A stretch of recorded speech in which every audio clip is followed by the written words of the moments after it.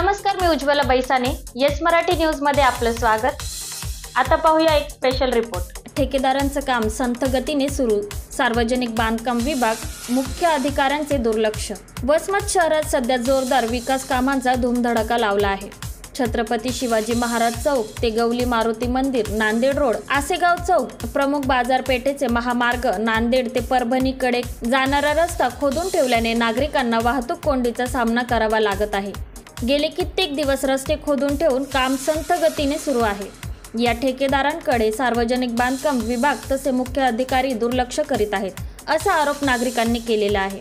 त्यामुळे नागरिकांना व व्यापाऱ्यांना आर्थिक भुर्दंड सोसावा लागत आहे. वसमत मुख्य महामार्ग रस्त्याचे काम व रस्त्यावर नवीन जलवाहिनी टाकण्यासाठी ठेकेदार रस्ते खोदून ठेवत आहे. अनेक दिवस हे खोदलेले रस्ते तसेच आहेत.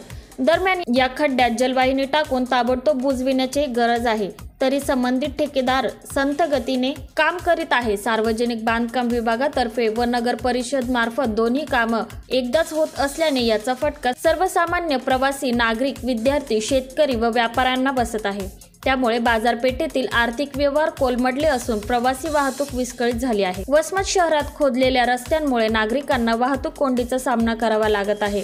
या रस्त्यावर माती, खडी पसरल्याने अनेकदा दुचाकीस्वार दुचाकींना अपघात होऊन जखमी झाले आहेत. तरी सुद्धा या कामात सार्वजनिक बांधकाम विभागाचे व नगर परिषद वसमत मुख्य अधिकारी हे दुर्लक्ष करीत आहेत. जनतेला वेठीस धरण्याचं काम होताना दिसून येत आहे. तरी लवकरात लवकर ही कामे पूर्ण करावीत अशी मागणी नागरिकांनी केली आहे. आपण पाहू शकता वसमत शहरामध्ये हे जे काम रस्त्याचे चालू आहेत त्या कामाचा सर्वसामान्य जनतेवर बेहाल होत आहे.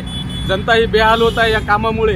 कारण हे जे काम चालू आहे याच्या बाजूला बसस्टँडचेही काम चालू करण्यात आलेलं आहे. तसंच वसमत नगर परिषदेतर्फे पाईपलाईनचेही काम या ठिकाणी चालू आहे. बसस्टँड परिसरामध्ये पूर्ण शेतकरी लोक बियाण्याचे कामं, शेतीचे बियाण्याचे कामं चालू असल्यामुळे बियाणे खते घेण्यासाठी येत आहेत. त्यामुळं त्यांनाही त्रास होत आहे. तसेच शाळकरी विद्यार्थी असतील यांनाही ह्या खोदकामामुळे, या बांधकामामुळे त्रास होत आहे. माझं असं म्हणणं आहे की सर्वसामान्य जनतेला जो त्रास होत आहे त्याबद्दल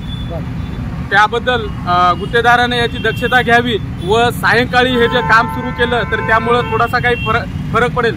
तसेच या ठिकाणी या कामामुळे इतकं भयानक परिस्थितीमध्ये ट्रॅफिक होत आहे की पैदल जाणाऱ्या येणाऱ्याला सुद्धा या गोष्टीचा त्रास होत आहे.